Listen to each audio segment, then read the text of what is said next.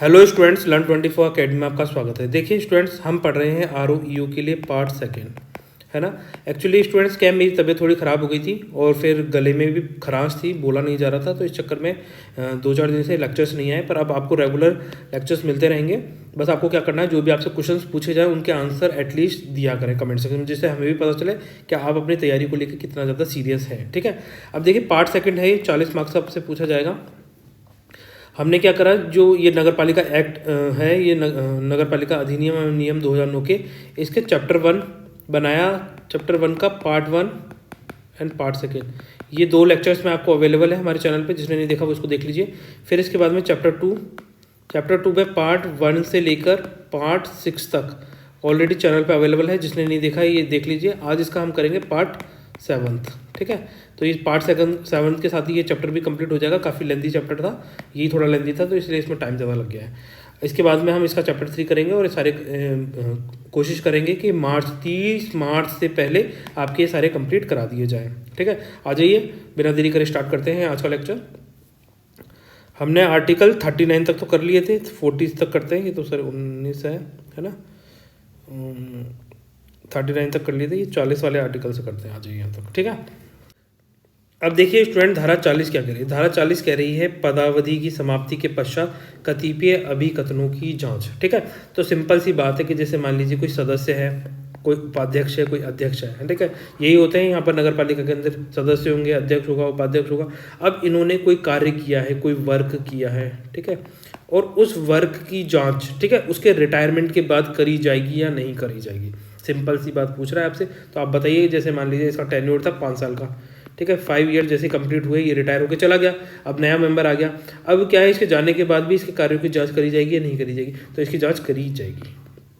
ठीक है, सिंपल सी बात कर रहा है। और दूसरी बात ये कह रहा है कि जैसे मान लीजिए ये मेंबर है, ठीक है, अध्यक्ष हेड है एंड सबऑर्डिनेट हेड है, तो ये तीन ये हैं अलग अलग, है ना। अब ये क्या थे, पहले जैसे मान लीजिए कोई मेंबर है, अब उसको हेड बना दिया गया, तो अब उसका वर्क तो चेंज हो गया, परंतु जब ये मेंबर था, मेंबर रहते हुए इसने कोई कार्य किए थे और उनकी जांच करानी है, तो वो जांच चलती रहेगी। अगर उसमें कुछ भी मॉडिफिकेशन करना है तो उसके साथ चलती रहेगी। ठीक है, तो ये वाली चीज़ें बता रहा है। आज इसको पढ़ भी देता हूँ आपके लिए।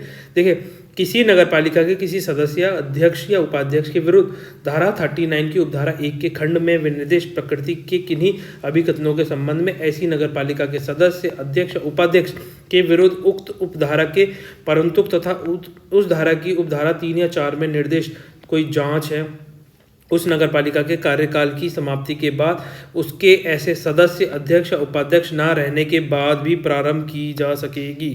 ठीक है, कोई मेंबर है और वो सदस्य नहीं रहा है, वो छोड़ के जा चुका है अपने पोस्ट को, परंतु उसने जो कार्य किए हैं और उसकी जांच करनी है, तो वो बाद में भी की जा सकती है। ये इंपॉर्टेंट पॉइंट है, इसको याद रख लें। ठीक है, क्योंकि ऐसी ही चीज़ों से आपके एग्जाम में क्वेश्चन पूछे जाएंगे। यदि जांच ऐसी समाप्ति या उसके ऐसे सदस्य, अध्यक्ष, उपाध्यक्ष ना रहने के पूर्व ही आरंभ की जा चुकी हो, तो वह उसके बाद भी चालू रखी जा सकेगी। ठीक है, सिंपल सी बात है, अगर पहले से कोई जांच चल रही है तब भी बाद में चलती रहेगी। ठीक है, के अंतर्गत आने वाले मामले को छोड़कर, कौन से, उपधारा 3 के अंतर्गत आने वाले मामलों को छोड़कर ऐसे प्रत्येक मामले में राज्य सरकार लिखित आदेश द्वारा केवल धारा 39 की उपधारा 4 के अधीन न्यायिक अधिकारी, ठीक है, ये होते हैं ना जुडिशियल ऑफिसर, ठीक है, द्वारा अभिलिखित निष्कर्षों के अनुरूप अपने निष्कर्ष अभिलिखित करेगी। राज्य सरकार के इस अभिलिखित निष्कर्षों पर धारा 39 की उपधारा 6 के उपबंध में लागू होंगे। ऐसे सदस्य, अध्यक्ष, उपाध्यक्ष के मामले में जिसे नगर पालिका की नई अवधि, है ना, नए टेन्योर के लिए, जैसे मान लीजिए कोई सदस्य, अध्यक्ष या उपाध्यक्ष है, उसको नए पीरियड के लिए वापस से चुना गया, तो उसने जो पुराने पीरियड में जो कार्य किए हैं उसके ऊपर भी उस पर कोई जांच कराई जा सकती है। और पहले से चल रही हो तो वो कंटिन्यू चलती रहेगी, उसमें अगर कोई मॉडिफिकेशन करना है तो वो भी कर सकते हैं। ये वाली बात बता रहा है। पुनर्निर्वाचित किया जाता है और उसके विरुद्ध नगर पालिका में उसकी पूर्व अवधि के संबंध में उपधारा 1 में निर्दिष्ट कोई जांच प्रारंभ की जाती है, या यदि वह पहले से ही प्रारंभ कर दी गई है और जारी रखी जाती है, धारा 39 के प्रावधानों यथा आवश्यक परिवर्तनों सहित लागू होती रहेगी। ठीक है, लागू रहेगी वो। अब आ जाइए, नेक्स्ट चलते हैं। अब देखिए धारा 41 क्या कह रही है। धारा 41 कह रही है धारा 39 के अधीन हटाए गए सदस्यों की नियोक्ता। अब जैसे मान लीजिए धारा 39 के अधीन कोई सदस्य को हटा दिया जाता है, तो उसको वापस से कैसे इलेक्ट किया जाएगा, ये वाली बात कह रहा है। तो सिंपल सी बात है, जैसे मान लीजिए किसी ने धारा 39 के अंतर्गत कोई उल्लंघन करा है अपने कार्य का, या फिर उस पर कोई मिसकंडक्ट या फिर किसी भी कारणवश से उसे हटा दिया गया है, तो अब उसको वापस से इलेक्ट कब किया जाएगा? 6 ईयर बाद ही किया जाएगा। इतना सा ध्यान रखें, ठीक है। आज इसको पढ़ भी देता हूँ। कोई सदस्य जिसे धारा 39 की उपधारा 1 के खंड के अधीन हटा दिया गया हो या फिर उसके विरुद्ध 40 के अधीन प्रतिकूल एडवर्स कोई उसके मतलब यानी प्रतिकूल का मतलब होता है एडवर्स, मतलब उसके कार्य जो उसने कार्य किए हैं उसके अगेंस्ट पाया गया है ना, एडवर्स इम्पैक्ट देखा गया कि जो कार्य किए ये सब इसके विपरीत है, इसके है ना, विपरीत होना, प्रतिकूल निष्कर्ष अभिलिखित कर दिए गए हैं और उसे हटाए जाने या फिर यथास्थित प्रतिकूल निष्कर्ष अभिलिखित किए गए हैं, ठीक है। मतलब उसके अगेंस्ट में आए, जो भी निष्कर्ष निकल कर आए सारे अगेंस्ट में आए, तो किए जाने की तारीख से 6 वर्ष की कालावधि तक पुनः निर्वाचन के लिए पात्र नहीं होगा, ठीक है।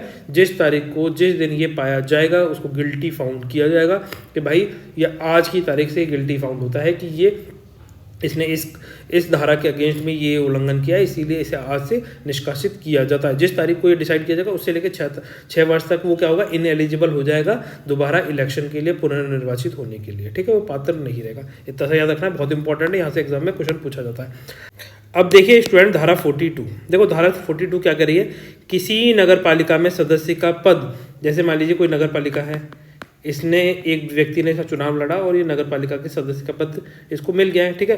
परंतु ये पहले से कोई सांसद है या किसी विधानसभा का मेंबर है या फिर किसी पंचायती राज संस्था का मेंबर है, तो क्या करना पड़ेगा? 14 दिन के भीतर 14 डेज के अंदर इनमें से जिसका भी वह सदस्य है इसको त्यागना पड़ेगा। अगर ये इनमें से किसी का सदस्य है और उनको नहीं त्यागता है तो 14 दिन के बाद ये मान लिया जाएगा कि उसने जो नगर पालिका का जो चुनाव जीता था, पद धारण मतलब सदस्य बन रहा था, तो वो इसने इस पद को त्याग दिया है। सिंपल सी बात है, आ जाइए यहाँ पे समझ में आ जाएगी आपको।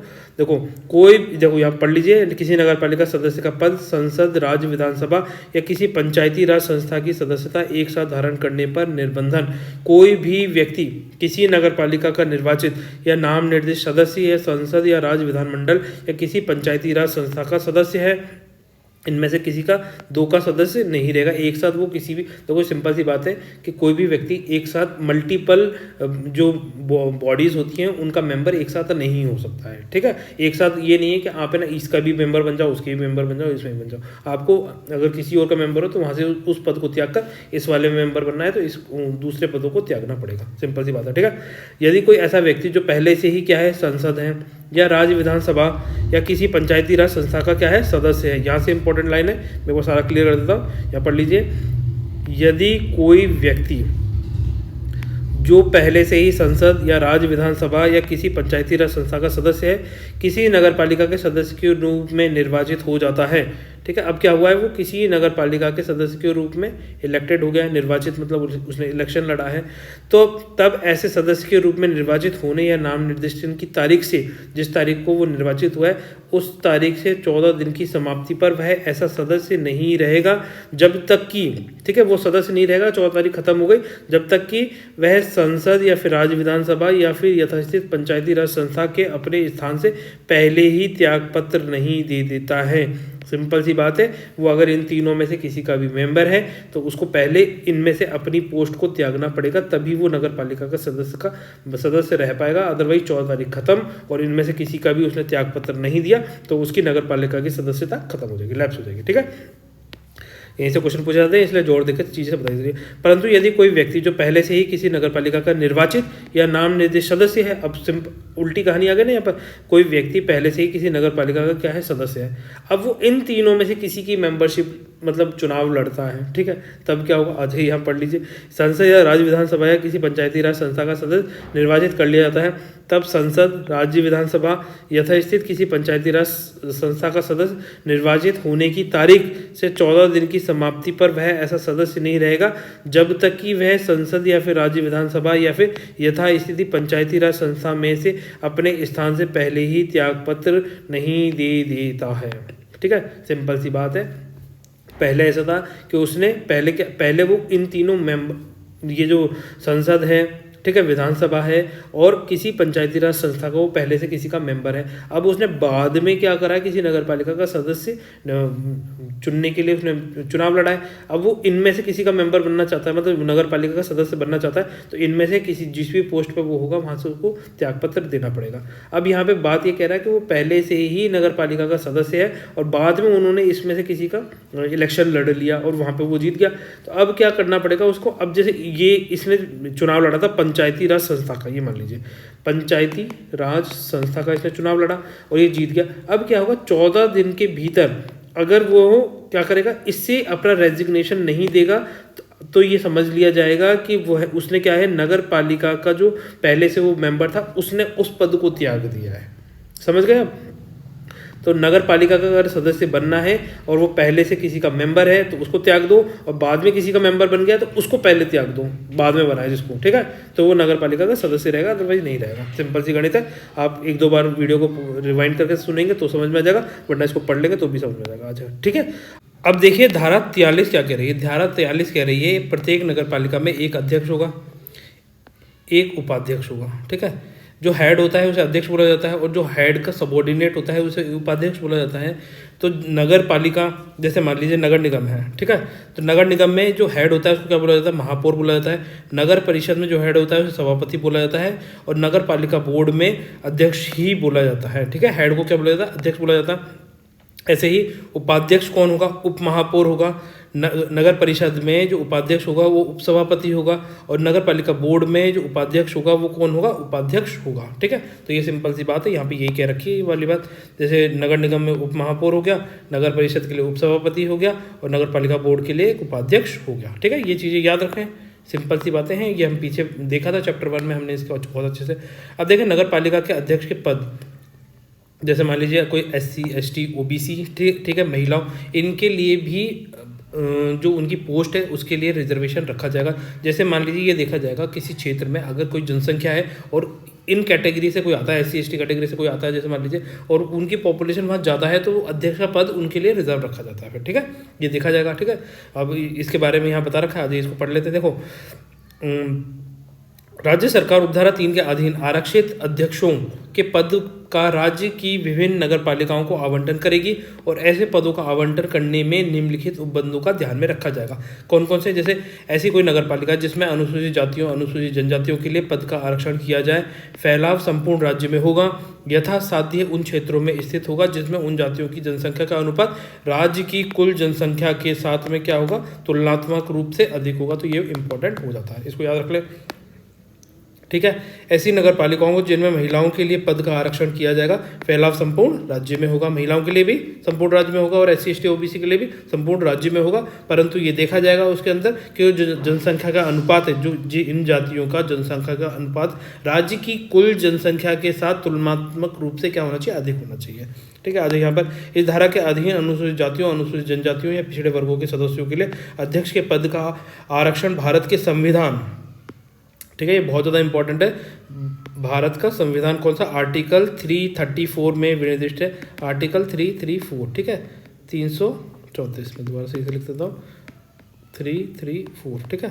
अब क्या है इसमें प्रोविज़न ये दे रखा है, अगर जैसे मान लीजिए भारत के संविधान में जो ये आर्टिकल 334 दे रखा है, अगर इसको अबोलिश कर दिया जाता है तो जो ये राज्यों के अंदर आरक्षण का प्रोविज़न किया गया तो ये अपने आप स्वतः खत्म कर दिया जाएगा, ठीक है, अपने आप वैनिश हो जाएगा ये भी। अब यहाँ पे देखो समाप्ति पर प्रभावहीन हो जाएगा। सिंपल सी बात वही है कि जैसे कब हो जाएगा, जब यहाँ पर वापस से इस लाइन को पढ़ लीजिए, आपको समझ में आ जाएगा, ठीक है। मैं एक बार वापस से क्लियर करके थोड़ा सा बता देता हूँ वापस। यहाँ देखिए, इस धारा के अधीन अनुसूचित जातियों, अनुसूचित जनजातियों या पिछड़े वर्गों के सदस्यों के लिए अध्यक्ष के पद का आरक्षण भारत के संविधान के आर्टिकल 334 में विनिर्दिष्ट कालावधि की समाप्ति पर प्रभावहीन हो जाएगा, ठीक है। अगर इसके अंदर कोई पीरियड दे रखा है कि इस दिन से हम ये आर्टिकल वैनिश करते हैं, खत्म करते हैं, या इसमें इस तारीख के बाद से कोई आरक्षण नहीं मिलेगा, इस आर्टिकल में ये लिख दिया, तो ये अपने आप क्या हो जाएगा, वो खत्म हो जाएगा, ये वाली बात करें। ऐसे प्रत्येक अध्यक्ष और उपाध्यक्ष जो नगर पालिका से 1 मास, 1 महीना, 1 मंथ, ठीक है, ये इंपॉर्टेंट रखना याद, 1 मंथ की बात कर रहा है, तो 1 मंथ से अधिक की कालावधि तक ऐसे अनुपस्थित रहता है। जैसे मान लीजिए कोई बंदा है, अध्यक्ष उपाध्यक्ष या फिर कोई सदस्य है, तो और 1 महीने से ज़्यादा वो कंटिन्यू क्या है अपनी पोस्ट से वैकेंट रहता है, खाली करके वो छोड़कर, और है ना वो अनुपस्थित है, अपनी सीट पे है ही नहीं, ठीक है। तो ऐसे अध्यक्ष उपाध्यक्ष और या फिर कोई सदस्य है तो अपने कर्तव्य पालन ना करने, अपना कर्तव्य का पालन नहीं कर पा रहा है, उसमें असमर्थ होने के कारण उसको उस पद से क्या कर दिया जाएगा, निकाल दिया जाएगा। ये वाली बात करें, कर्तव्य को पालन करने में असमर्थ हो जाए तो वह अध्यक्ष या उपाध्यक्ष नहीं रहेगा, ठीक है। अध्यक्ष नहीं रहेगा जब तक कि उसने नगरपालिका द्वारा इस प्रकार अनुपस्थित रहने की छुट्टी मंजूर ना कर दी गई हो। सिंपल सी बातें, ये आप वैसे भी समझ गए होंगे। आ जाइए आगे चलते हैं। अब देखिए धारा 7 उपधारा 7 क्या कह रही है। देखो इसमें क्या हो रहा है, उपधारा 6 के अधीन 6 मास से अधिक, ठीक है, 6 माह से अधिक की कालावधि के लिए छुट्टी मंजूर नहीं की जाएगी। अपने पद पर कितने पीरियड से ज़्यादा अनुपस्थित रहता है तो उसे उसकी पोस्ट से हटा दिया जाएगा। 1 महीने से ज़्यादा, 1 मंथ से ज़्यादा अगर वो अनुपस्थित रहता है और उसने ऐसी छुट्टी ली है और उसके बारे में नहीं बताया गया तो उसे उसकी पोस्ट से टर्मिनेट कर दिया जाएगा।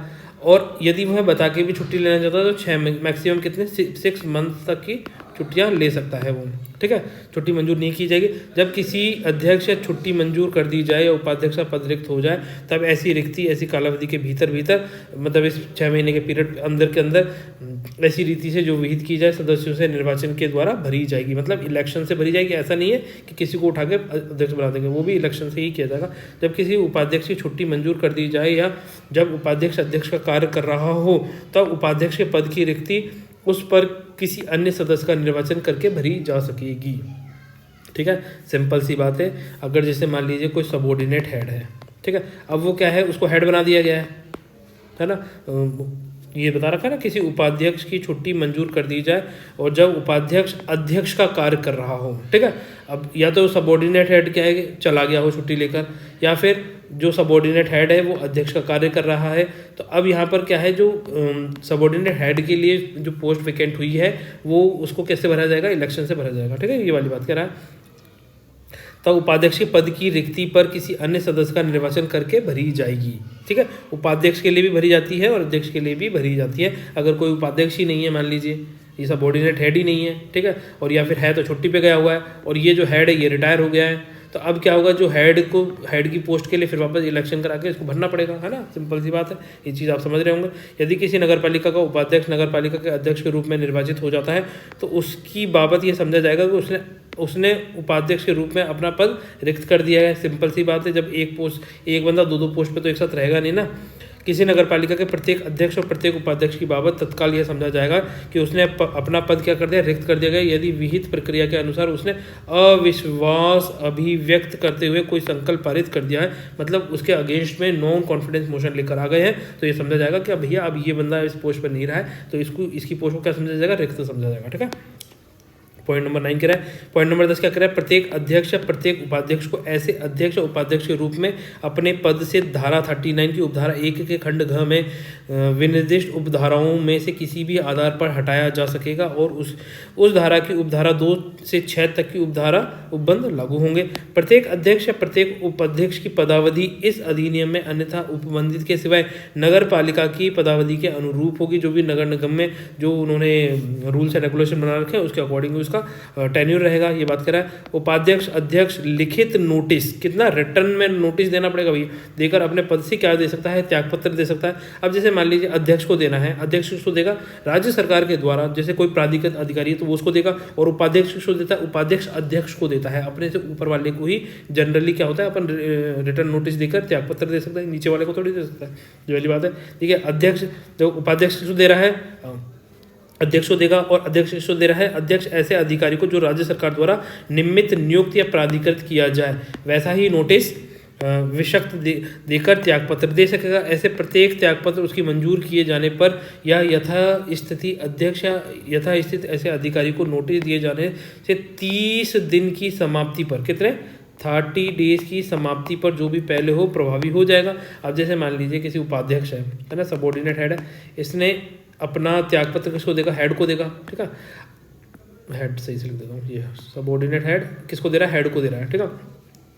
अब ये इसने इसको दिया और इसने अभी इसको एक्सेप्ट नहीं किया है हेड ने, तो अगर 30 दिन के बाद इस तक पहुंचता है हेड के पास में, तो ये 30 दिन की अवधि पहले हो गई और हेड ने बाद में रिसीव करा, तो जो चीज़ पहले हो जाएगी उस तारीख से ये माना जाएगा कि उसने अपना त्यागपत्र दे दिया। अब जैसे सबॉर्डिनेट हेड ने आज ही दिया और आज ही इसने एक्सेप्ट कर लिया, तो आज ही मान लिया जाएगा भैया ये अपने पद से रिटायर हो गया, ठीक है। इसको मतलब उसका जो त्यागपत्र जो उसने दिया है उसको उसी दिन से एक्सेप्ट मान लिया जाएगा। ये वाली बात कह रहा है, या तो 30 दिन की समाप्ति पर या फिर अध्यक्ष ने उसी दिन उसको रिसीव कर लिया हो तो उस दिन, ठीक है।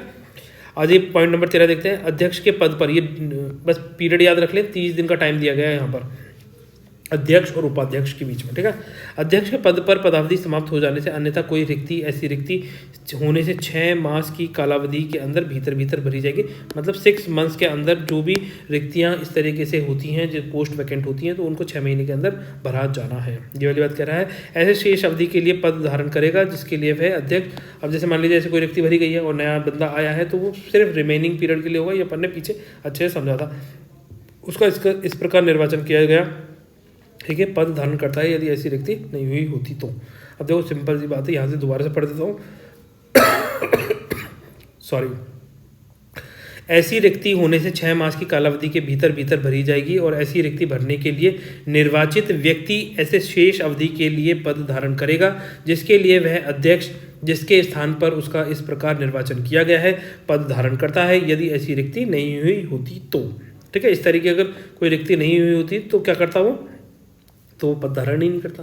अब ऐसी रिक्ति हुई है इसलिए उसने पद धारण करा है, तो इसीलिए वो सिर्फ रिमेनिंग पीरियड के लिए ही पद धारण करेगा। परंतु राज्य सरकार अपरिहार्य परिस्थितियों के मामले में ऐसे निर्वाचन की तारीख पूर्वोक्त कालावधि से आगे अधिकतम 3 मास की कालावधि के लिए और बढ़ा सकते हैं। अब जैसे मान लीजिए 6 महीने के भीतर ये इलेक्शन नहीं करा पाए, तो सारे राज्य सरकार करेगी 3 महीने के लिए और इसको एक्सटेंड कर दिया जाएगा। तो अब यही एग्जाम में क्वेश्चन बनेगा। अब जैसे मान लीजिए कोई पद अध्यक्ष का चुनाव कराने में फेल हो जाते हैं 6 महीने के अंदर, तो इस पीरियड को कितने मंथ और आगे बढ़ाया जा सकता है? 15 दिन, 45 दिन, 60 दिन, ठीक है, 90 दिन, ऐसे आ सकता है। या फिर 2 महीने, 15, 3 महीने, 4 महीने, 6 महीने। तो यहाँ पे 3 महीने याद रख लेना, 3 महीने के लिए और आगे बढ़ाया जा सकती है इस तरह की कालावधि को, ठीक है। उपाध्यक्ष के पद पर पदावधि समाप्त होने से अन्यथा कोई रिक्ति पूर्ववर्ती या उपधाराओं के उपबंधों के अनुसार भरी जाएगी। रिक्ति को भरने के लिए निर्वाचित व्यक्ति ऐसे शेष अवधि के लिए पद धारण करेगा। ये अपन को सिंपल सी बात है कि जो भी रिक्ति भरी जाती हैं वो सिर्फ रिमेनिंग पीरियड के लिए भरी जाती हैं, है ना। इसके लिए वह उपाध्यक्ष जिसके स्थान पर इस प्रकार निर्वाचन किया गया है पद धारण करता है यदि ऐसी रिक्ति नहीं होती। देखो मैं सारी लाइन इसलिए पढ़ रहा हूँ, आर्टिकल की हर एक लाइन अगर आपने सुन ली है तो एग्जाम में वो आपको क्लिक करेगी। हालांकि मैं भी ये चाहता तो मैं ये सिर्फ इंपॉर्टेंट पॉइंट बनाकर आप आगे चला जाता, है ना। परंतु जब आप है ना, जो बच्चे इन लेक्चर्स को बिल्कुल ऐसे पॉइंट टू पॉइंट याद रखते जाएंगे वो एग्जाम में भी और लोगों से ज़्यादा नंबर लाएंगे। ये ध्यान रख लेना मेरी बात को। इस धारा के उपबंधों के अनुसार निर्वाचित अध्यक्ष उपाध्यक्ष के नाम यथाशाक्य शीघ्र राजपत्र में प्रकाशित किए जाएंगे। नगर पालिका का अध्यक्ष नगर पालिका निधि से ऐसे मासिक भत्ते, है ना, मंथली इंसेंटिव्स और प्रसुविधाएं प्राप्त कर सकेगा जो विहित किए जाएंगे। अब देखिए स्टूडेंट, धारा 44 क्या कह रहे हैं। धारा 44 कह रही है कोई अध्यक्ष है, कोई उपाध्यक्ष है, उसके निर्वाचन की विधि मान्यता, ठीक है। तो जो इसका इलेक्शन हुआ है उसको कहाँ पे, किस कोर्ट के अंदर आप चैलेंज कर सकते हैं या फिर आप इसके अगेंस्ट में कहाँ पे केस लड़ सकते हैं, ये वाली चीज़ बता रहा है कि उसके जो लीगलिटी है, इनके जो अध्यक्ष या उपाध्यक्ष का जो निर्वाचन हुआ है उसके लिए आप कहाँ पर आप रेज कर सकते हैं क्वेश्चन, ठीक है।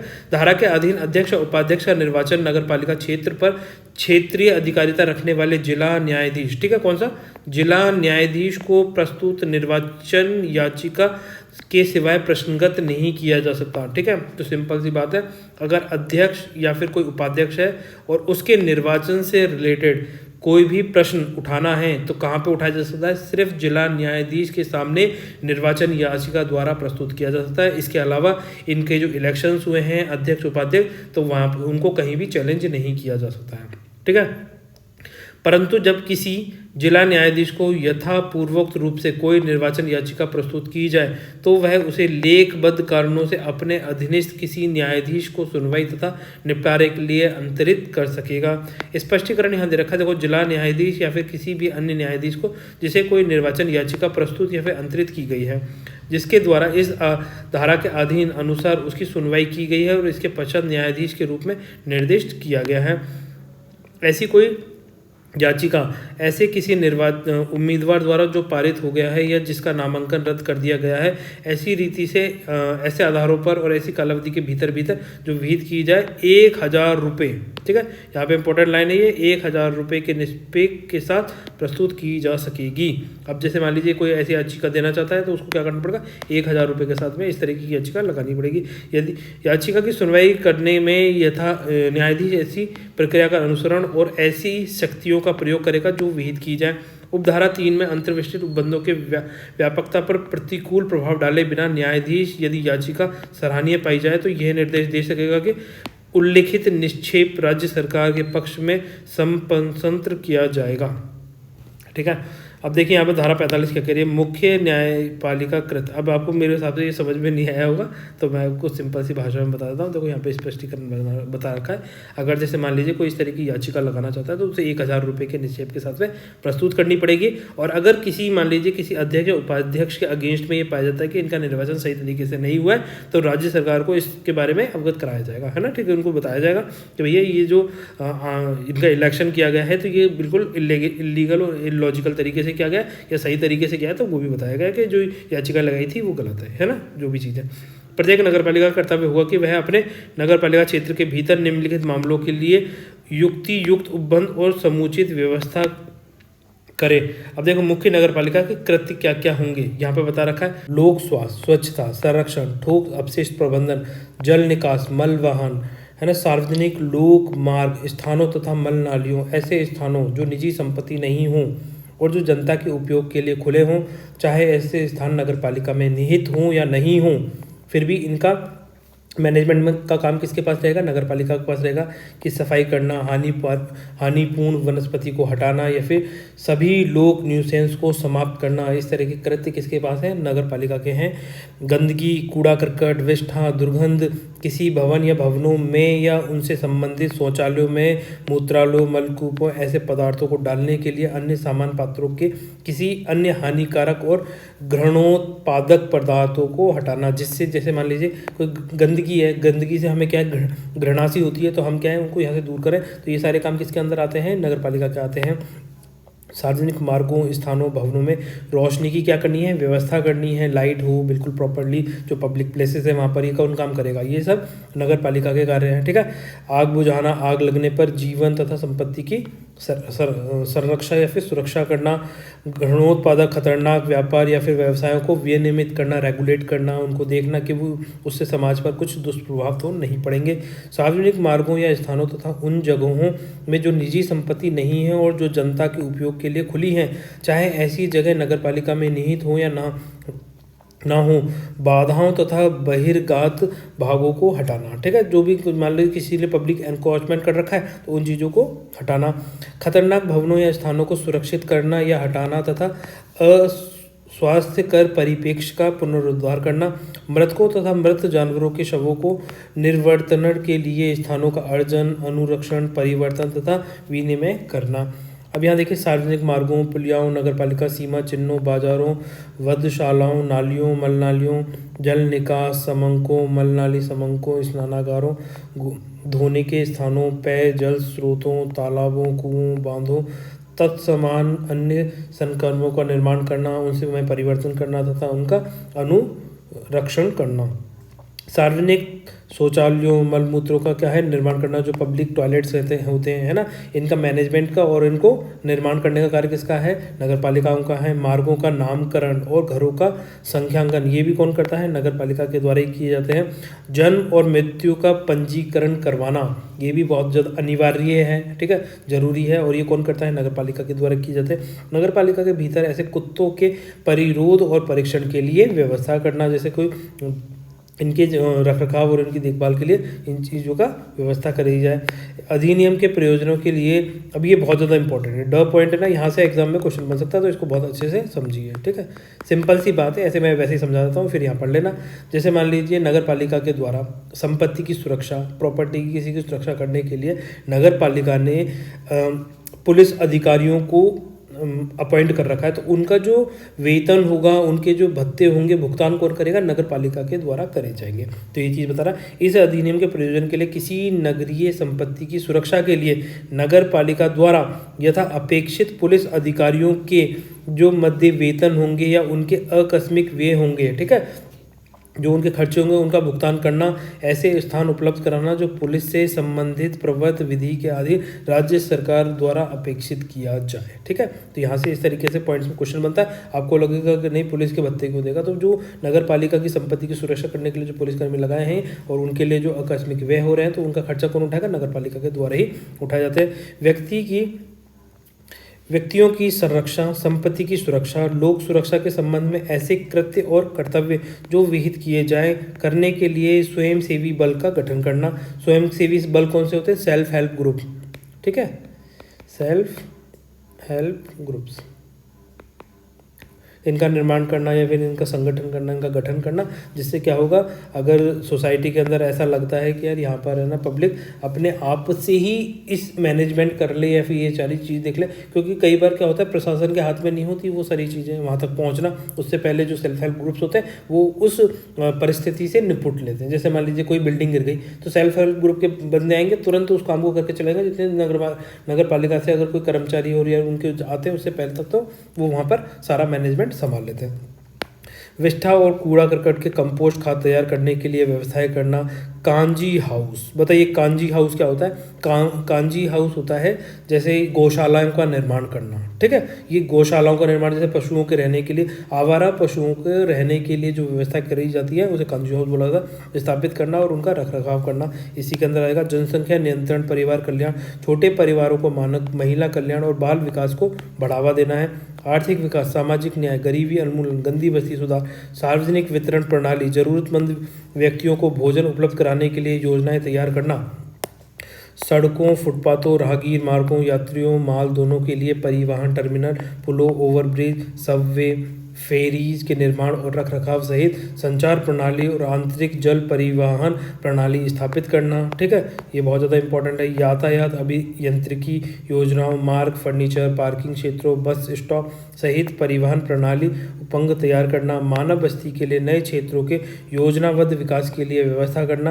उद्यान एवं झरने स्थापित करने, मनोरंजन क्षेत्रों की व्यवस्था करने, नदी के किनारों को संवार कर भूदृश्य चित्रण द्वारा नगरीय क्षेत्र के सौंदर्यीकरण के लिए उपाय करना।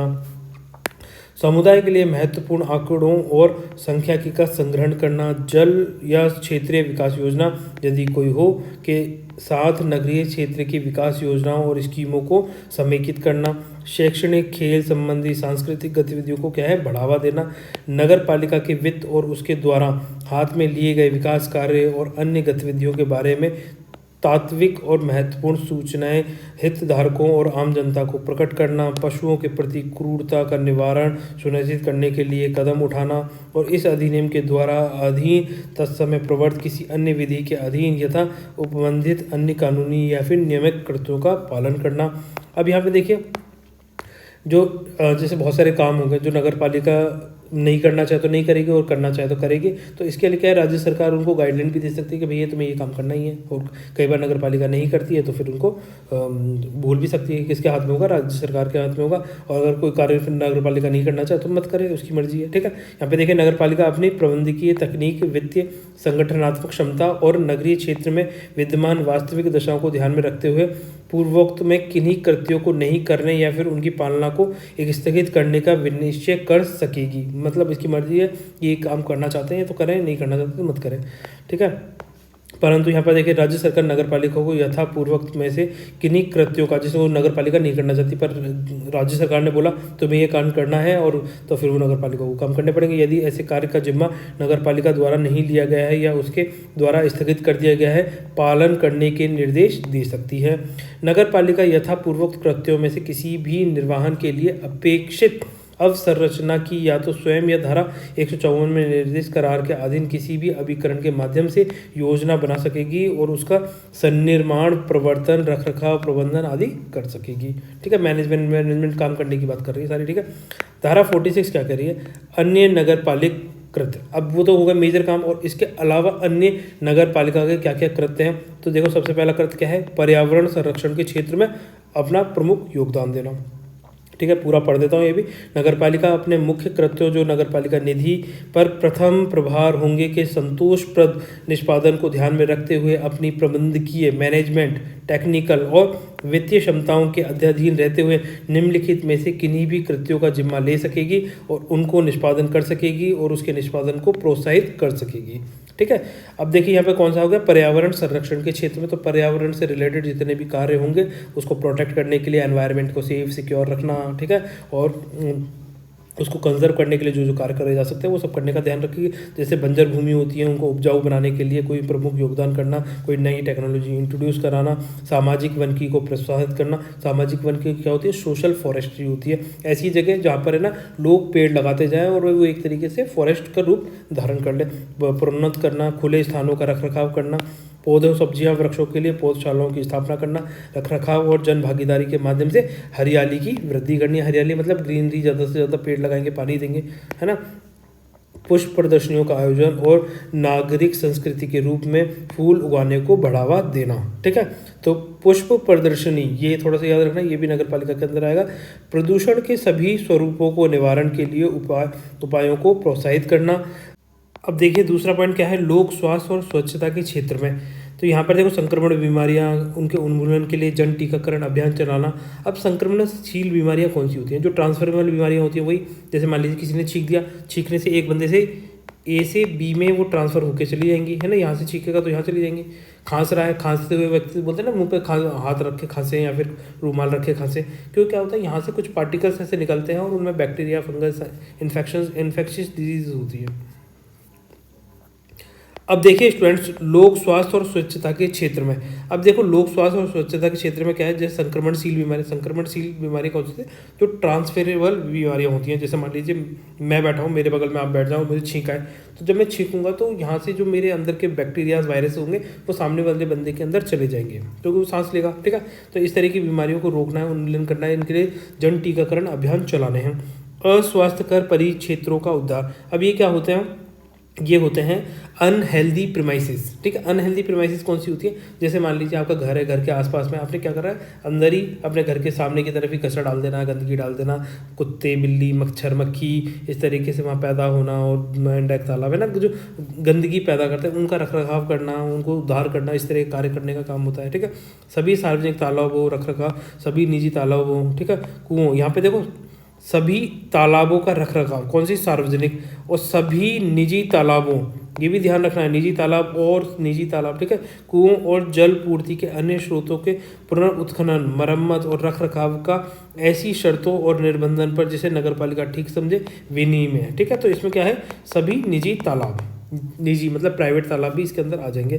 प्रवचनों, सेमिनार, सम्मेलनों के माध्यम से लोक स्वास्थ्य और समान कल्याण की नागरिक चेतना को प्रोन्नत करना। शिक्षा और संस्कृति के क्षेत्र में देखो नागरिक शिक्षा, प्रौढ़ शिक्षा, है ना। प्रौढ़ शिक्षा कौन सी होती है, एडल्ट शिक्षा। जैसे मान लीजिए कोई 35 साल या 45 साल के ऊपर के व्यक्ति हैं, वो शिक्षा लेना चाहते हैं तो उनके लिए शिक्षा, सामाजिक शिक्षा, अनौपचारिक शिक्षा को प्रोन्नत करना, संगीत, शारीरिक शिक्षा, खेलकूद, थिएटर सही सांस्कृतिक क्रियाकलापों को और उनके लिए अवसंरचना जो स्ट्रक्चर है, उनको एनवायरनमेंट इस तरह का मिल सके उसके लिए प्रमोट करना। नगरीय जीवन में विज्ञान और प्रौद्योगिकी को अभिवृद्ध करना, साइंस एंड टेक्नोलॉजी को इनकलकेट करना। नगर पालिका पत्रिकाओं, नियतकालिक पत्रिकाओं और द स्मारिकाओं का प्रकाशन करना, पुस्तकों का क्रय, पत्रिकाओं, मैगजीनों और समाचार पत्रों का ग्राहक बनाना, समुचित रीति से मूर्तियों, चित्र, तस्वीरों स्थापित करना। ठीक है, कला, दीर्घाओं और वनस्पति प्राणी संग्रहों की व्यवस्था, स्थापना और रखरखाव करना, ऐतिहासिक, कलात्मक और अन्य महत्व के स्थानों और स्मारकों का परीक्षण और रखरखाव करना, सार्वजनिक पुस्तकालयों, संग्रहालयों, वाचनालयों, पागलखानों और सभा भवनों, कार्यालयों का सन्निर्माण, स्थापना और रखरखाव में योगदान करना है। तो इस तरह के कार्य किसके पास में, शिक्षा और संस्कृति के क्षेत्र में भी नगरपालिका का इक्वल इंपॉर्टेंस है। फिर लोक कल्याण के क्षेत्र में जैसे सूखा, बाढ़, भूकंप, अन्य प्राकृतिक आपदाएं आती हैं तो उसके लिए मैनेजमेंट करना, उनके लिए सारा रखरखाव और देखना, सारी चीज़ों का मतलब क्या है, पहले से व्यवस्था बनाए रखना, ये किसका काम होता है, ये भी नगर पालिका के अंदर आता है। प्रौद्योगिक आपदाओं और समय आश्रयों की स्थापना और रख रखाव और नगर पालिक क्षेत्र की सीमाओं के भीतर निराश्रित व्यक्तियों के लिए राहत कार्य लाना, अस्पतालों, औषधालयों, आश्रालयों जो अनाथ आश्रय होते हैं उनके लिए बात कर रहा है, उद्धार गृहों की बात कर रहा है, प्रसूति गृह, बाल कल्याण केंद्रों का निर्माण करना, रख रखाव और उनकी सहायता के लिए प्रबंधन करना। तो ये इंपॉर्टेंट पॉइंट्स है, ऐसे पॉइंट पूछे जाएंगे। इनमें से कौन सा कार्य नहीं है, तो आपको ये सारे पता होने चाहिए। बेघरों के लिए आश्रयों का प्रावधान, ठीक है, जो बेघर हो गए, घर से बाहर घूमते रहते हैं, तो उनके आश्रयों के लिए प्रावधान कौन कर रहा है, नगर पालिका कर रही है, ठीक है। हाथ सफाई कर्मियों और उनके परिवारों को मुक्ति और पुनर्वास के लिए कार्यक्रमों का क्रियान्वित करना, हथ सफाई कर्मियों, ठीक है। सामुदायिक कल्याण के लिए स्वैच्छिक श्रम की व्यवस्था और स्वैच्छिक संगठनों के क्रियाकलापों का समन्वय करना, कोऑर्डिनेशन करना। ऐसी सूचना के प्रसार के लिए अभियान जो लोक कल्याण के लिए महत्वपूर्ण मतलब इम्पोर्टेंस हो। कई बार यार फ्लो में कुछ और निकल जाता है, तो इसके लिए आप देख लेना, थोड़ा सा समझ जाना कि मैं बोलना तो वही सही चाह रहा हूँ पर हो जाता है कई बार, ठीक है। सामुदायिक संबंधों के क्षेत्र में विशिष्ट व्यक्तियों या नागरिक सम्मान और ख्याति प्राप्त व्यक्तियों की मृत्यु पर श्रद्धांजलि देना, मेले और प्रदर्शनियों की व्यवस्था और प्रबंधन करना, लोकहित की सूचना का प्रसार करना। अब देखिए धारा 47 क्या करिए, सरकार द्वारा समुन्निदेशित कृत्य है ना, समानुदेशित। अब समान उद्देश्य मतलब समान इक्वल जिसके ऑब्जेक्टिव्स हैं, इस तरह के कार्य करना सरकार द्वारा, सरकार और नगर पालिका करेगा। राज्य सरकार साधारण या विशेष आदेश द्वारा किसी नगर पालिका से ऐसे अन्य नगर पालिक कृत्यों का पालन करने की अपेक्षा कर सकेगी जिन्हें राज्य सरकार उस नगर पालिका की आवश्यकता और संसाधनों का ध्यान रखते हुए उस नगर पालिका द्वारा पालन किया जाना उचित समझे, ठीक है। धारा 48 क्या कह रही है, अध्यक्ष और उपाध्यक्ष के कृत्य। अब ये नगर पालिका कृत्य हो गए, अब अध्यक्ष और उपाध्यक्ष के क्या कृत्य होंगे वो यहाँ पे बताए गए। आज ही उन्हें देखते हैं। हर एक नगर पालिका के अध्यक्ष को निम्नलिखित कर्तव्य होंगे, कौन कौन से।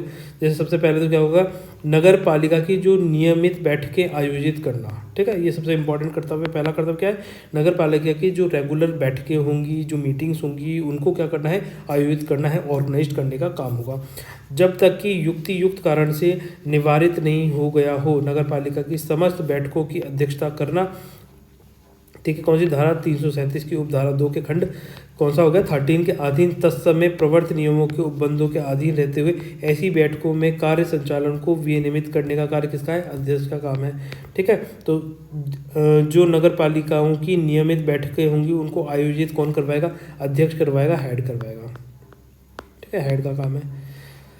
नगर पालिका के वित्तीय और कार्यपालक प्रशासन पर निगरानी रखना, ठीक है। फाइनेंशियल एंड एग्जीक्यूटिव जो भी एडमिनिस्ट्रेशन होगा, फाइनेंशियल एंड एग्जीक्यूटिव एडमिनिस्ट्रेशन पे क्या होगा, निगरानी कौन रखेगा, ये रखेगा, अध्यक्ष रखेगा। इस अधिनियम के अधीन और उसके अनुसार विनिर्दिष्ट रूप से उस पर अधिरोपित या फिर प्रदत्त सभी कार्यों का पालन और सभी शक्तियों का प्रयोग करना है। जो भी हेड को पावर दी गई हैं तो वो उनका सबका इस्तेमाल करते हुए अपने कार्य को संचालित करने का कार्य है। ऐसे अन्य कार्यकलाप कार्यपालक कृत्यों का पालन करना जो विहित किए जाएं, ठीक है। अब देखिए, जहां नगर पालिका या इसकी समितियों में से किसी भी समिति का कोई भी संकल्प नगर पालिका के हितों के विरुद्ध हो या इस अधिनियम और तदती बनाए गए नियमों के उपबंधों के असंगत हो, तो वह अध्यक्ष ऐसे संकल्प पर अपनी राय अभिलिखित करेगा। उस मामले को राज्य सरकार को उसके विनिश्चय के लिए निर्दिष्ट करेगा। ऐसे संकल्प और राज्य सरकार का विनिश्चय अंतिम और उस नगर पालिका के लिए अबाधकर होगा। तो अंतिम निर्णय किसका होगा, राज्य सरकार का होगा, ये थोड़ा सा ध्यान रखना है।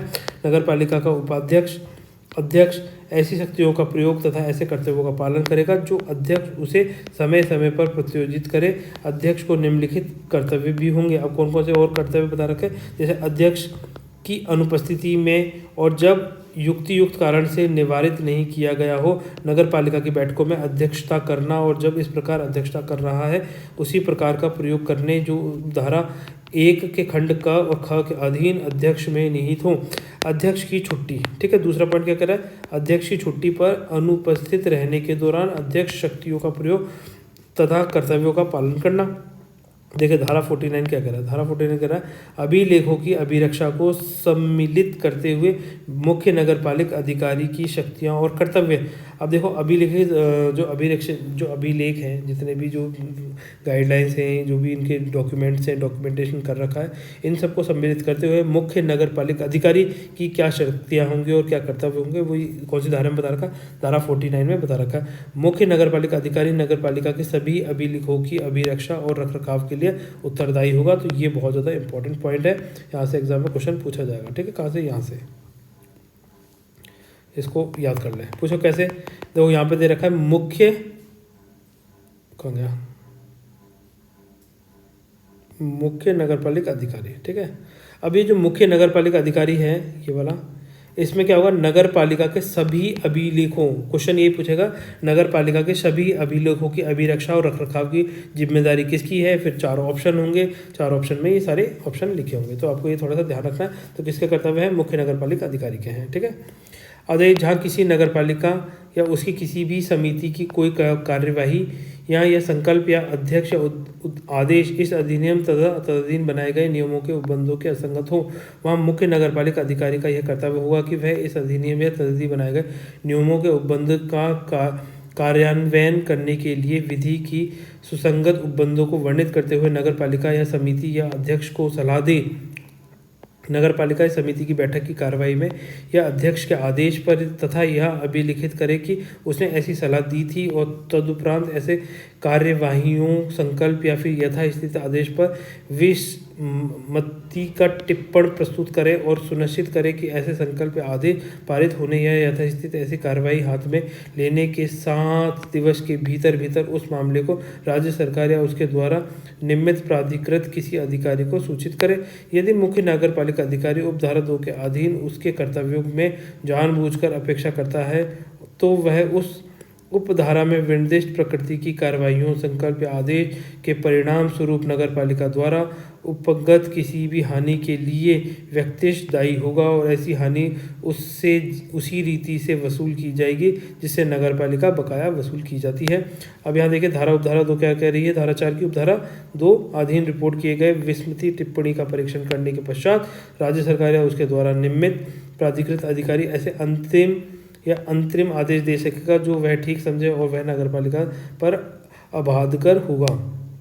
परंतु यदि विसम्मति या टिप्पणी प्राप्त होने की तारीख से 30 दिन की, कितने, 30 डेज, ठीक है, 30 दिन की कालावधि के भीतर ऐसा कोई अंतरिम या अंतिम आदेश पारित नहीं किया जाता है तो नगरपालिका कार्रवाइयों या संकल्प या यथास्थिति आदेश पर ऐसे कार्रवाई कर सकेगी मानो विसम्मति की टिप्पणी प्रस्तुत नहीं की गई थी। ठीक है, 30 दिन के अंदर क्या करना पड़ेगा, 30 दिन कर अंतरिम आदेश पारित करने पड़ेंगे। अगर नहीं किए तो फिर वो कार्रवाई के आदेश दे सकती है। ठीक है, मुख्य नगरपालिका अधिकारी या राज्य सरकार द्वारा निमित्त प्राधिकृत किसी भी अन्य अधिकारी को इस अधिनियम के तहत बनाए गए नियमों के अधीन रहते हुए समस्त संकल्प, समस्त अनुज्ञप्तियों, अनुज्ञाओं को जो इस अधिनियम के अधीन नगरपालिका समिति या अध्यक्ष के आदेश द्वारा मंजूर किए जाएं या दिए जाएं पर क्या करेगा, अपने हस्ताक्षर से अभिप्रमाणित करने की शक्ति होगी।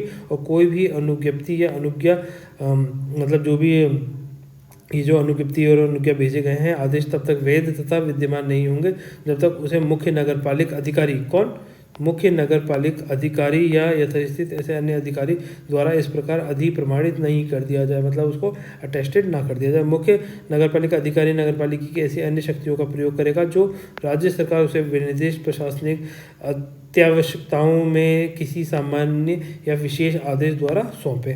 अब यहाँ देखिए नगरपालिका को संबोधित या उसके लिए तत्प्रेत समस्त पत्राचार साधारणतः मुख्य नगरपालिका अधिकारी के नाम से भेजा जाएगा।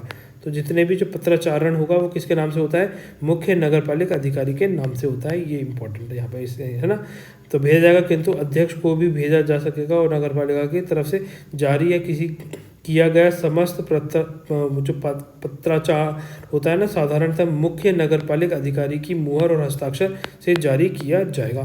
तो ये इंपॉर्टेंट पॉइंट है, ये थोड़ा सा ध्यान रखना है कि जितने भी पत्राचार किए जाएंगे मुख्य नगरपालिका अधिकारी के नाम से किए जाते हैं और उसकी मुहर और हस्ताक्षर उस पर होगा, अंकित किया जाएगा, और अध्यक्ष की मुहर और हस्ताक्षर भी जारी किया जा सकेगा। मुख्य नगरपालिका अधिकारी नगरपालिका या उसकी किसी भी समिति की कार्रवाई के लिए कर्तव्यों या अन्य दस्तावेजों या वस्तु ऐसे कोई भी उदाहरण प्रस्तुत करेगा जो इस निमित्त राज्य सरकार द्वारा नियुक्त या प्राधिकृत अधिकारी समय समय पर मांगे। मुख्य नगरपालिका अधिकारी, अब देखो नगरपालिका के लेखाओं की संपरीक्षा के दौरान उसके ध्यान में लाई गई या फिर संपरीक्षा रिपोर्ट में इंगित की गई किसी भी त्रुटि या अनियमितता को हटाने के लिए तुरंत कदम उठाएगा। अब देखिए, नगर पालिका के धन संपत्ति के संबंध में कपट, गबन, चोरी, हानि के सभी मामलों की रिपोर्ट नगर पालिका को करेगा। कौन करेगा? मुख्य नगर पालिका अधिकारी। यहाँ पर अपन इसी के बारे में तो पढ़े, मुख्य नगर पालिका अधिकारी। यहाँ पे क्या है, यहाँ पे ये जो ऑडिटिंग की रिपोर्ट है वो प्रेजेंट करेगा, उसको ध्यान रखेगा कि उसमें कोई अनियमितता तो नहीं हुई है, कोई त्रुटि तो नहीं है। इसके साथ साथ धन संपत्ति, इनमें कोई कपट, चोरी, गबन इस तरह के मामले तो सामने नहीं आ रहे। नगर पालिका द्वारा अध्यापेक्षित कोई भी विवरण, वितरण, लेखा रिपोर्ट अपने प्रभार में कोई भी दस्तावेज या उसकी प्रति देगा। उसकी बैठक में विचाराधीन किसी विषय के संबंध में कौन? मुख्य नगर पालिका अधिकारी, ठीक है, स्पष्टीकरण देगा, किंतु उस पर मतदान नहीं करेगा, ठीक है, मतदान का हक नहीं होता है इसको। देखो, उसकी बैठक में विचाराधीन किसी विषय के संबंध में स्पष्टीकरण देने का तो इस पर राइट है, किंतु उस पर क्या है, मतदान नहीं करेगा या उसमें कोई प्रस्तावना नहीं करेगा। ये इंपॉर्टेंट है, यहीं से क्वेश्चन बनते हैं। नगर पालिका की नीतियां, विनिश्चयों और निर्देशों को यदि इस अधिनियम तथा तदीय बनाए गए नियमों के उपबंधों के असंगत ना हो को क्रियान्वित करेगा और नगर पालिका के सभी कार्य और विकास योजनाओं को त्वरित निष्पादन के लिए आवश्यक उपाय करेगा। ऐसे अन्य कर्तव्यों का निर्वहन करेगा जो इस अधिनियम या तदीय बनाए गए नियमों और विधियों अधीन या उसके द्वारा समानुदेशित किए जाएं। देखो, अध्यक्ष के साधारण अधीक्षण और नियंत्रण, ठीक है, जो नॉर्मल जो कंट्रोल्स होंगे, जो भी उसके पास राइट्स होंगे, इसके बारे में कह रहा है। इस निमित्त राज्य सरकार के साधारण या विशेष आदेशों को अध्याधीन रहते हुए अपने अधीनस्थ नगर पालिका के अधिकारियों और सेवकों का अधीक्षण और नियंत्रण करेगा, मतलब कंट्रोल करेगा उनको। अब देखिए धारा 50 क्या करेगी। देखिए ये हमारे चैप्टर 2 की लास्ट धारा है 50। इसमें 50 धाराएं थी, थोड़ा लंबा चैप्टर था इसलिए ज़्यादा लंबा खींच गया। अब बाकी के छोटे छोटे तो वो जल्दी हो जाएंगे कवर। कार्यभार सौंपना, ठीक है, कार्यभार सौंपना। अब जैसे मान लिया अध्यक्ष नहीं होगा तो अपना कार्यभार किसी और को देखा जाएगा, तो वही सारी चीज़ें कैसे करेगा। आज ये देखिए, कोई अध्यक्ष त्यागपत्र दे दे या अध्यक्ष ना रहे या उसे अध्यक्ष के पद से हटा दिया जाए तो वह अध्यक्ष का पद रिक्त कर देगा या उसे निलंबित कर दिया जाए या फिर सदस्य अध्यक्ष के रूप में उसका निर्वाचन शून्य घोषित कर दिया जाए, तब क्या होगा, कार्यभार किसी और को तो सौंपा जाएगा। ठीक है, कोई उपाध्यक्ष त्यागपत्र दे दे या उपाध्यक्ष ना रहे या उपाध्यक्ष के पद से हटा दिया जाए या वह उपाध्यक्ष पद या रिक्त कर दिया जाए, उसने निलंबित कर दिया जाए या सदस्य उपाध्यक्ष के रूप में उसका निर्वाचन शून्य कर दिया जाए, चाहे अध्यक्ष हो चाहे उपाध्यक्ष हो, सेम ही मामला है दोनों में। ठीक है, कोई सदस्य त्यागपत्र दे दे या हटा दिया जाए या उसे निलंबित कर दिया जाए या उसका निर्वाचन शून्य कर दिया जाए, तब तो भी अब वो अध्यक्ष नहीं, वो सदस्य नहीं रहा है तो अपना कार्यभार किसी और को तो सौंपेगा। जिसका जो कार्य है जब वो उस कार्य पे प्रेजेंट नहीं है तो अपना कार्य किसी और को ही दिया जाएगा, उसके कार्य किसी और को ट्रांसफर किया जाता है। किसी नगर पालिका के विघटित कर दिया जाए या वह अन्यथा निष्क्रिय हो जाए तो ऐसे अध्यक्ष, उपाध्यक्ष और सदस्य या ऐसी नगर पालिका का अध्यक्ष, उपाध्यक्ष या सदस्य यथास्थिति ऐसे पद से संबंधित समस्त कागज पत्र और संपत्तियों सहित जो उसके या उसके वास्तविक कब्जे या फिर अधिभोग में हो अपने पद का कार्यभार विहित रीति से निम्नलिखित को तुरंत सौंप देगा। तो ये किसको सौंपेगा? देखो, अध्यक्ष की दशा में उपाध्यक्ष को, और यदि कोई उपाध्यक्ष ना हो तो सदस्य को, जिसके लिए राज्य सरकार निर्देश दे। ठीक है, तो हमेशा क्या करेगा, सीनियर अपने जूनियर्स को देते जाएंगे, जो भी उससे जूनियर होगा, और कोई बीच का जूनियर अवेलेबल नहीं है तो उसके और नीचे वाला जूनियर। तो अध्यक्ष हेड होता है, ठीक है, हेड कौन होता है? हेड होता है। फिर इसके नीचे कौन होता है? सबॉर्डिनेट होता है, सबॉर्डिनेट हेड। और तीसरे नंबर पे कौन हो गए? मेंबर्स हो गए।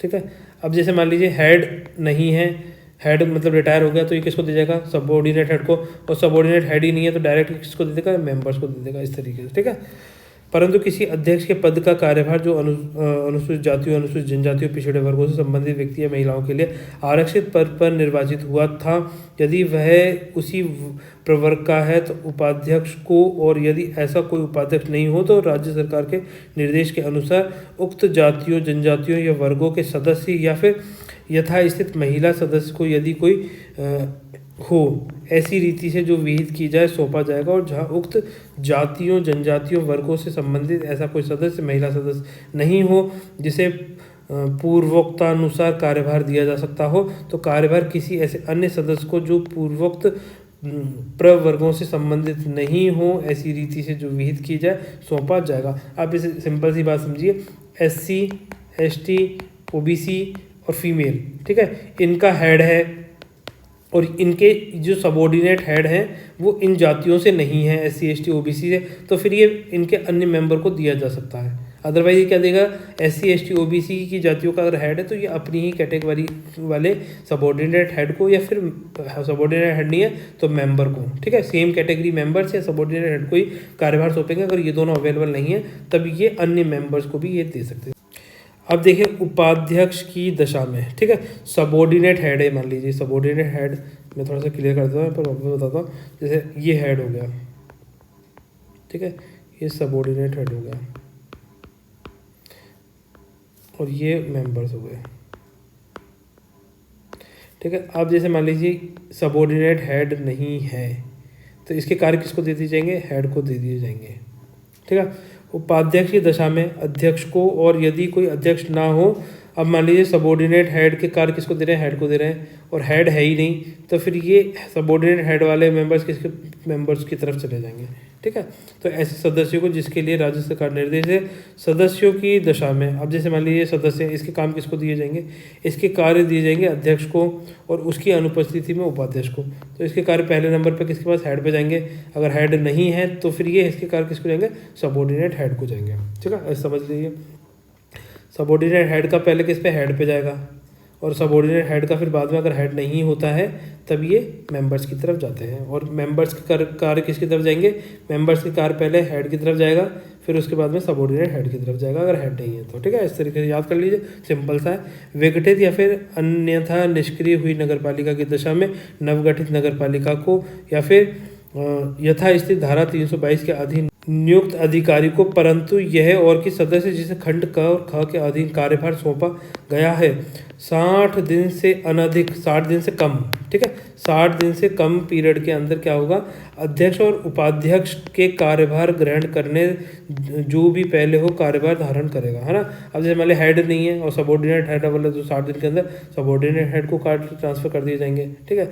और अगर सबॉर्डिनेट हेड नहीं है तो हेड को दे दिए जाएंगे, जो भी पहले होगा, जो पहले ग्रहण कर सकता है उसको दे दिया जाता है। यदि कोई व्यक्ति उपधारा 1 के अधीन अपेक्षित रूप से पद का कार्यभार सौंपने में विफल रहता है या सौंपने से इनकार करता है या सौंपने के लिए उपलब्ध नहीं है तो कार्यभार ग्रहण करने का हकदार व्यक्ति पद का कार्यभार ग्रहण कर लेगा और तत्पश्चात उसके बाबत यह समझा जाएगा कि उसने इस अधिनियम के उपबंधों के अनुसार ऐसे पद का कार्यभार ग्रहण कर लिया है।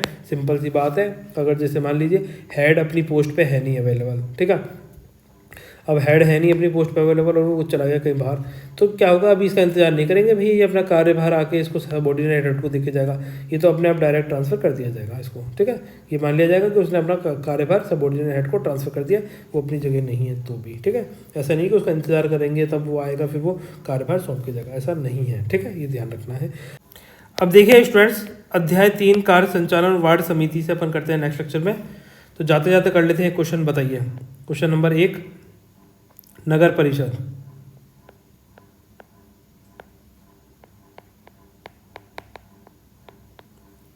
के सबॉर्डिनेट हेड को क्या कहते हैं, ठीक है। तो इस क्वेश्चन का आंसर कमेंट सेक्शन में लिखिए। ऑप्शन दूं क्या आपको, महापौर, दूसरा ऑप्शन हो जाएगा, ये हो गया, ये बी हो जाएगा, उप सभापति, तीसरा हो जाएगा उप महापौर, ये चौथा ऑप्शन हो जाएगा सभापति, ठीक है।